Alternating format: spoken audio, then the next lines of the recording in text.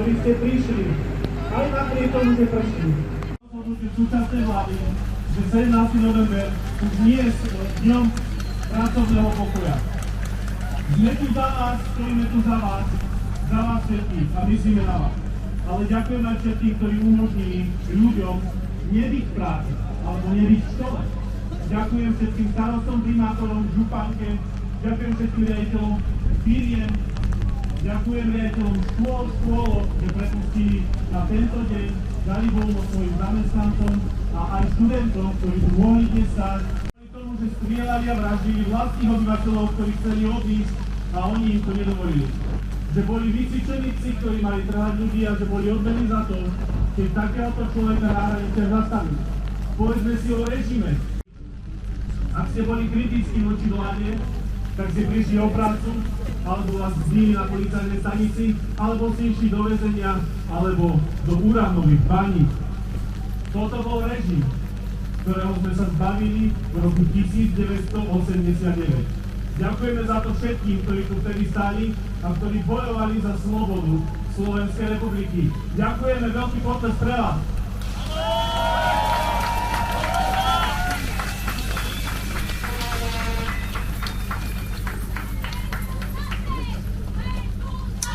Sme tu zase. A to je presne to, kvôli čomu tu stojíme. Presne tak.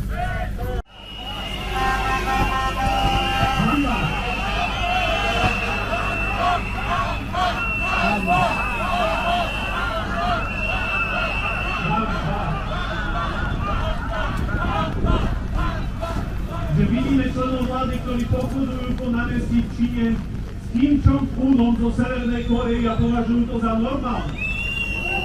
To je hanba.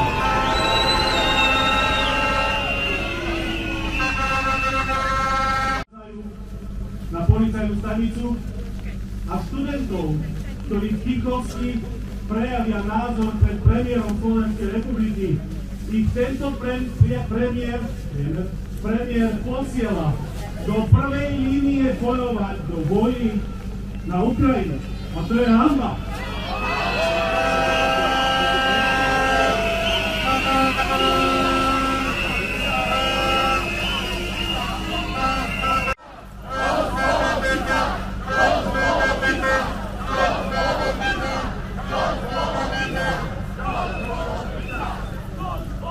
A preto netreba zabúdať, čo bolo v 89. a čo je teraz. Čo je 17. november dnes. Hanba. A preto tu stojíme a preto uvidíte mnohých účinkujúcich dnes, ktorí chcú povedať pravdu, ako to cítia, ako vidia krajinu a slobodu po 36 rokoch. Chcem vám povedať, že ďakujem každému jednému, ktorý prišiel, aj z účinkujúcich a ktorí sa neboja postaviť pred klamstvá, ktoré sú šírené u súčasnej vlády. Pretože naposledy, čo premiér povedal, bolo, že ten november 89 zorganizovali samotní komunisti. A to je obrovské klamstvo. Vy nie ste žiadni komunisti. Ani tí ľudia, ktorí tu stali, neboli komunisti. A preto si dnes pripomenieme, aké tie dejiny naozaj boli. A preto odovzdávam mikrofón a pódium tomu a tým, ktorí boli vykonávateľmi zmeny a stáli na začiatku. Sú to študenti. Nech sa páči, poďte tam. Tento deň nie je len o minulosti, ale pripomína nám dôležitosť našej aktívnej účasti v spoločnosti, slušnosti, úcte a zodpovednosti. Nezabúdajme na historický odkaz študentov, ktorí sa nebali postaviť za slobodu a využíme našu slobodu na to, aby sme sa zasadzovali o lepšiu budúcnosť, našu aj našej krajiny. Tento deň by nám mal slúžiť ako pripomienka, že sloboda a demokracia nie sú samozrejmosťou. Je to aj výzva pre nás, mladých, aby sme sa aktivizovali a nenechali si vziať naše práva a slobody. Zapájajme sa. Nech je moje gymnázium Hlinska i iné stredné školy, či už odborné, všeobecné alebo bilingválne priestorom, kde sa môžeme slobodne vyjadriť, diskutovať o problémoch a navrhovať riešenia. Zapájame sa do študentských projektov. Po diskusii znamená bezbrehnú anarchiu. Sloboda ide ruka v ruke s zodpovednosťou. buďme k sebe ohľaduplní, rešpektujme názory iných a konajme slušne. Poučme sa z minulosti. Pripomínajme si minulosť, aby sme vedeli chrániť prítomnosť a tvoriť lepšiu budúcnosť. Nie je naša sloboda spojená s vedomosťami a s pochopením pre ostatných. 17. november nie je len spomienkou. Je to výzva, aby sme sa stali aktívnymi občanmi, ktorí sa neboja postaviť za to, čo je správne. Nech sú naše stredné školy miestom, kde sa odvaha spája s pokorou, sloboda s zodpovednosťou a vedomosť s ľudskosťou. Ďakujem.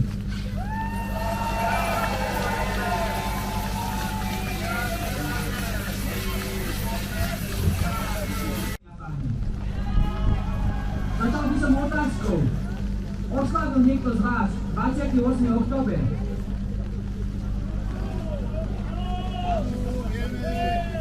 Ale počujem málo hlasov. Síce je tento deň v kalendári uvádzaný ako sviatok, on nie je dňom pracovného pokoja. A my nemôžeme dovoliť, aby sa niečo podobné stalo aj so 17. novembrom. Preto sme sa rozhodli, že nebudeme mlčať.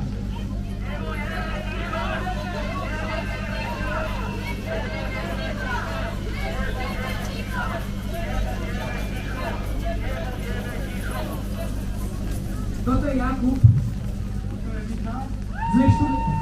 Sme študenti zo Žiliny a napísali sme otvorený list vláde a parlamentu týkajúci sa 17. novembra, jeho dôležitého posolstva, pod ktorý sa nám s pomocou ďalších študentov podpísalo už viac ako 1900 ľudí.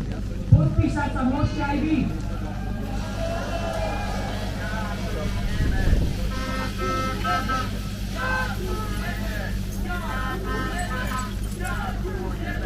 Dovolte nám ho prečítať.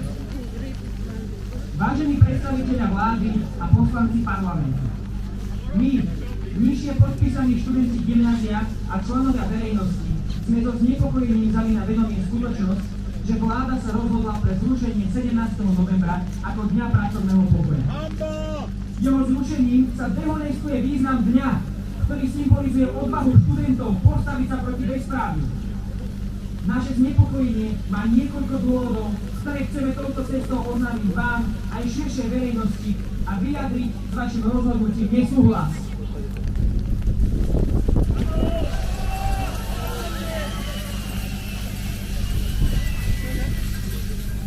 Sviatok 17. novembra má dve významové roviny. V prvom rade ide o Medzinárodný deň študentstva. Počas protinacistickej demonštrácie 28. októbra 1939 bol zavraždený študent Ján Opletal. Na jeho pohrebe sa zúčastnili tisíce českých a slovenských študentov, ktorí si uctili jeho pamiatku a zároveň vyjadrili nesúhlas s nacistickým režimom. Ako dôsledok prišla krutá odpoveď od britského protektora, ktorý 17. novembra 1939 nariadil zatvorenie všetkých českých univerzít a internátov. Po študentov na internátoch si prišli príslušníci gestapa, pričom niekoľko z nich ešte v ten deň chladnokrvne popravili. A ďalších 1200 študentov poslali do koncentračných táborov.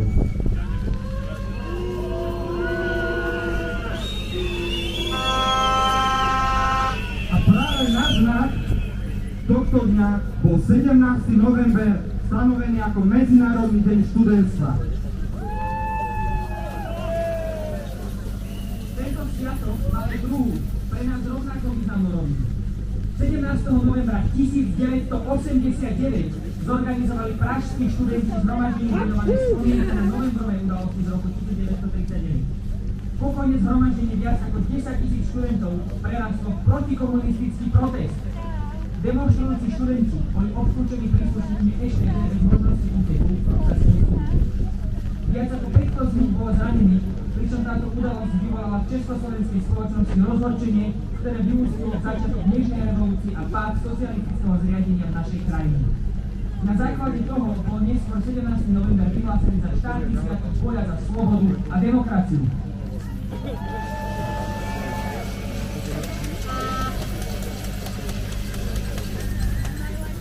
Zrušením tohto sviatku ako dňa pracovného pokoja vyjadruje vláda svoj jasný postoj voči slobode a demokracii na Slovensku. Zrušením tohto sviatku dehonestujete význam dôležitého dňa slovenských dejín. Vymazávate tento deň z našej kolektívnej pamäti a tým sami dokazujete, kam sa uberá demokracia a sloboda v našej krajine.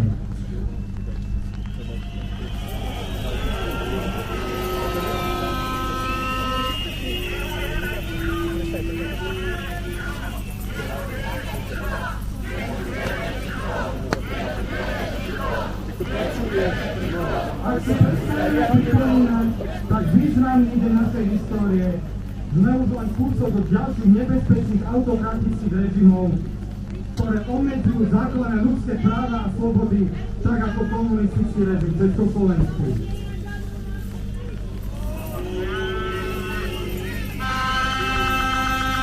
Neúctujete pamiatku študenta Jana Opletala a študentov, ktorí sa postavili proti nacistickému režimu a ktorí v novembri 1989 vybojovali pokojnou cestou slobodu a pád socialistického režimu. Nemožňujete nám tak dôstojne si uctiť tento významný deň, ktorý má pre nás, študentov, veľký význam, pretože si ním pripomíname práve odvahu našich rovesníkov, vďaka ktorej sa na Slovensku podarilo vydobiť si demokraciu.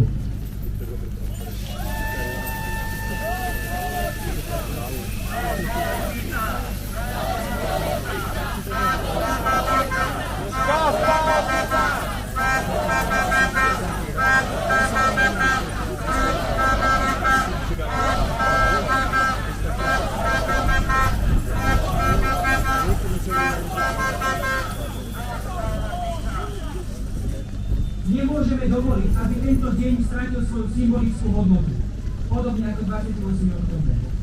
Preto si nenechajme 17. október vymazať z našej pamäte.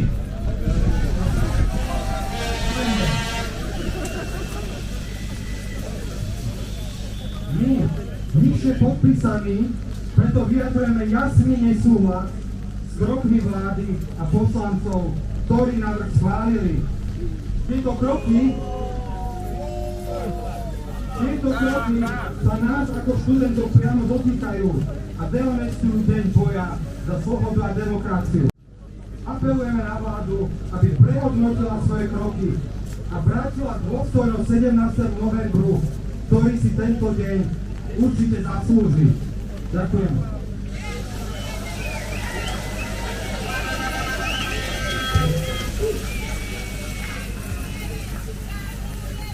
Žilina a prosím celé Slovensko, nenechajme si slobodu a demokraciu zmyť tak, Ako dáš znie tieto chvíli.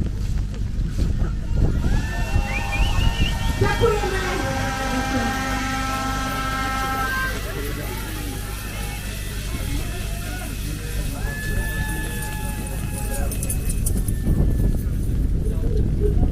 Žilina, vidíš tú energiu študentov, ktorí sú medzi vami? Vidíte to?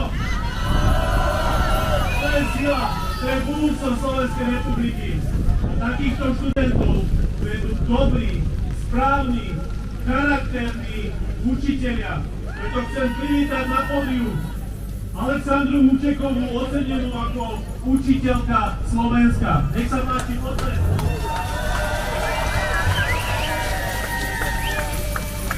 Ďakujem.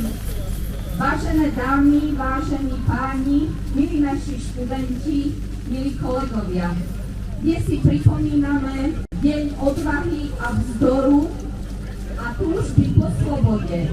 Pripomíname si deň, kedy sa naši mladí ľudia postavili proti vtedajšej moci, ktorá ich chcela umlčať. A týchto študentov počujeme dnes znovu.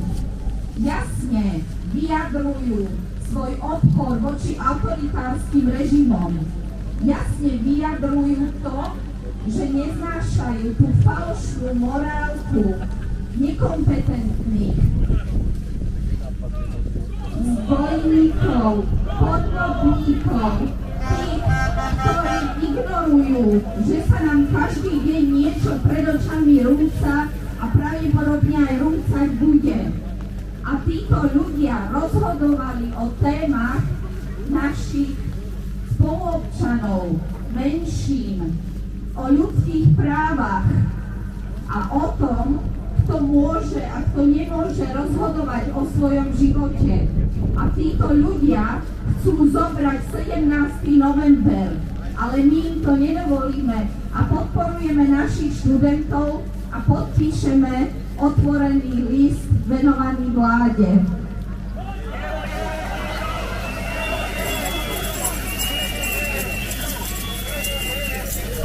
V novembrových udalostiach som bola ja maturantkou a ešte pred novembrom sme sa museli rozhodnúť pre vysokú školu a vyplniť prihlášku na vysokú školu. A naši učitelia nás mali usmerniť, ale nie v ceste za našim spokojným životom, museli nás usmerniť tak, ako to diktoval režim.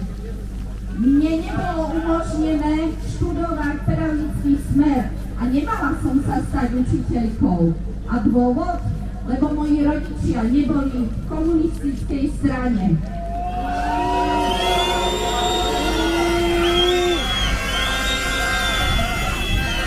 A napriek tomu tu dnes stojím, učím s radosťou a verím, že i s rešpektom môjho okolia.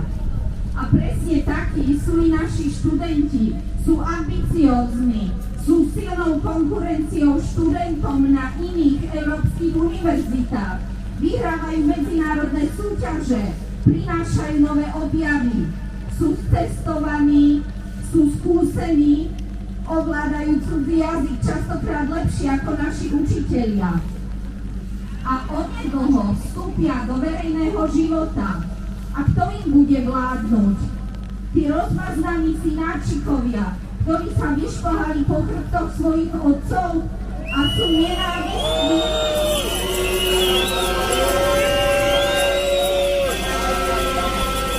A sú vulgárni a papagájujú len agresívne výroky svojich stranických šéfov v televízii a na sociálnych sieťach. Toto majú byť ľudia, ktorí budú na kandidátkach v budúcich voľbách.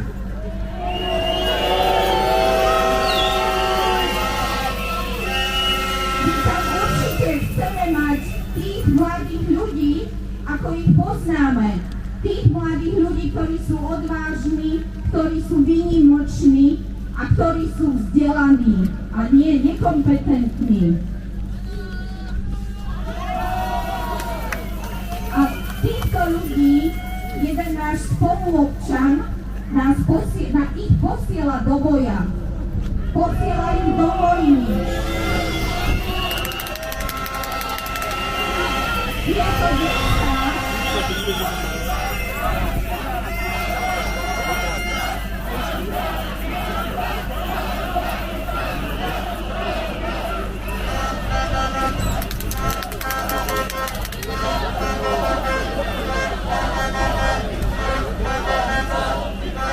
Tieto detská sú naši žiaci a sú niečie deti a sú niečie vnúčence.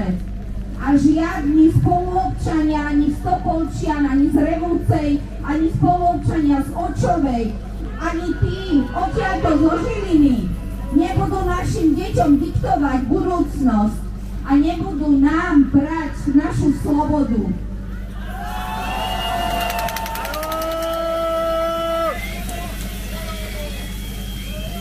Milí priatelia, majme odvahu byť odvážni, nezatvárajme oči, lebo ako povedal Martin Luther King, nakoniec si nebudeme pamätať krik našich nepriateľov, ale mlčanie našich priateľov. Ďakujem.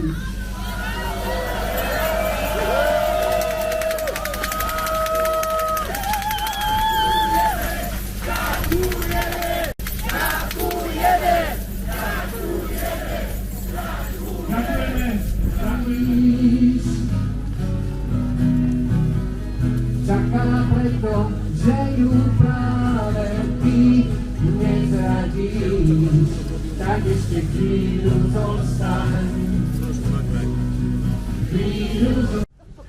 S otvorením ústavy som sledoval prejazd majeckého vínku vojenskými autami v roku 68. Bolo ticho, bolo počuť iskrenie dlhých antén šprúkajúciho elektrické dróty. Mali sme zatajený byt, čo sa to deje.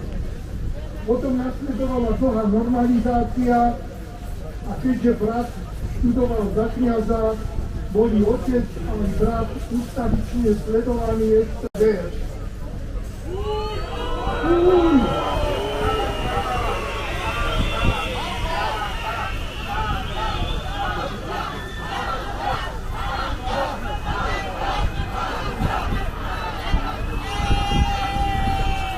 O 6 rokov brat vystudoval a do nášho domčeka vtrali policajti, eštebáci a pomocníci a naložili plné auto malých drevených výrobkov do stolárskej dielne.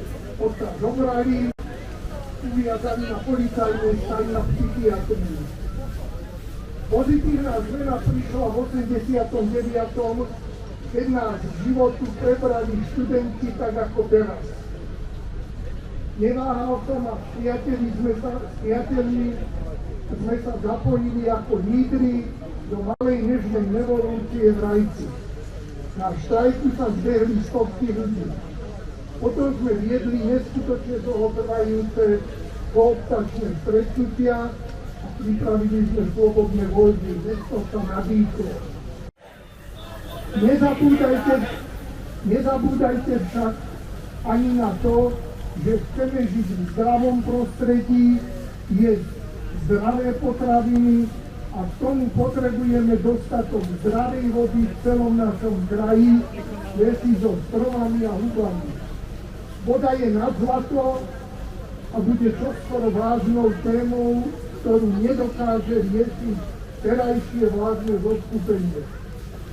Je to len na vás, nedajte sa opiť rožkom, tak ako opíjajú nás starších 13 dôchodcov.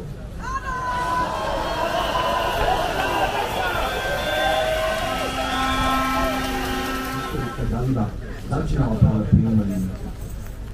Komunisti pálili knihy vo Volkom a zapálili zemný palác. Začínajú. Hitler nenávidel moderné umenie, takisto pálilo sa literatúra vo Volkom.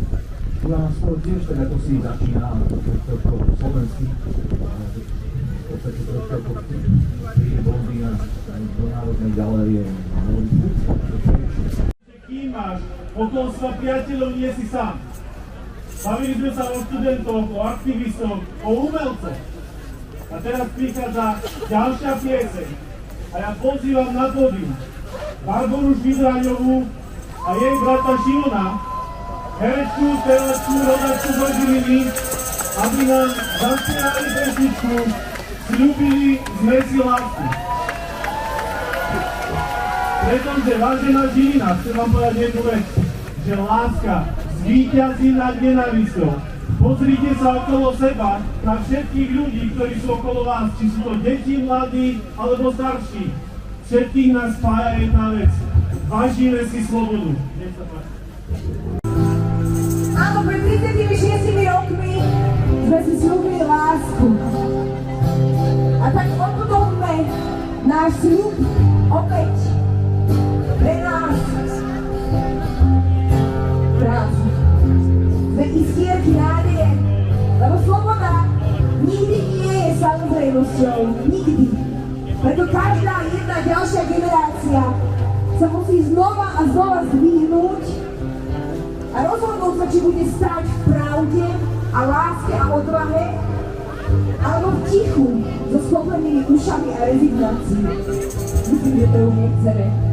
Takže som nesmierne hrdá, že tu takto všetci stojíme a preberáme štafetu v slušnosti, v tolerancii, napriek rozličným názorom, v úctivom dialógu, v schopnosti nešíriť nenávisť, ale takéto nádherné svetlo, v ochote vidieť človeka v druhom človeku, v rozhodnutí spojiť sa pre najvyšší osob nášho národa, v rozhodnutí byť tými, ktorí stále veria, že Slovensko môže byť domovom slobody, úcty a ľudskej dôstojnosti.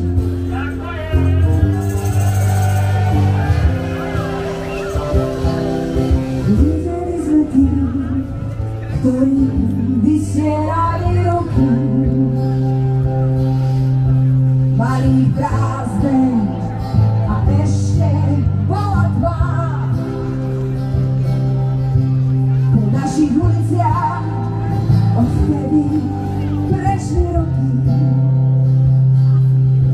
Zobudili sme sa zo zlého sna. Zúmili sme si lásku. Zúmili pravieť pravdu len. Zúmili sme si vydržať. Zúmili sme si nový deň. Tí mladí za nás vystreli prázdne ruky. Za nás boli bití, za naše mlčanie. Po našich uliciach odvtedy prešli veky. A zaznelo zlému posledné zvonenie. Snúbili sme si lásku. Snúbili pravieť pravdu len. Snúbili sme si vydržať. Snúbili sme si nový deň.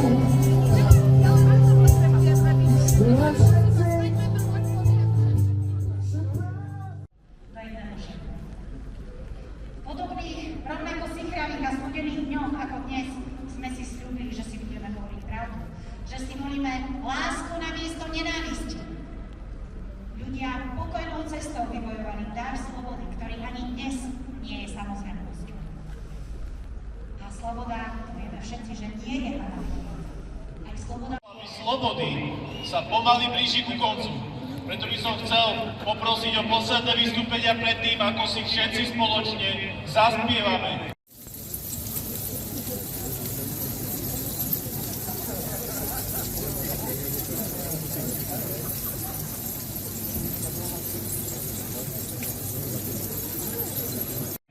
Naštartujte svoje svetlo a prosím, naštartujte svoje hlasivky, poprosím Barboru Švidraňovú, aby nám pomohla zaspievať hymnu Slovenskej republiky, na ktorú sme tak hrdí.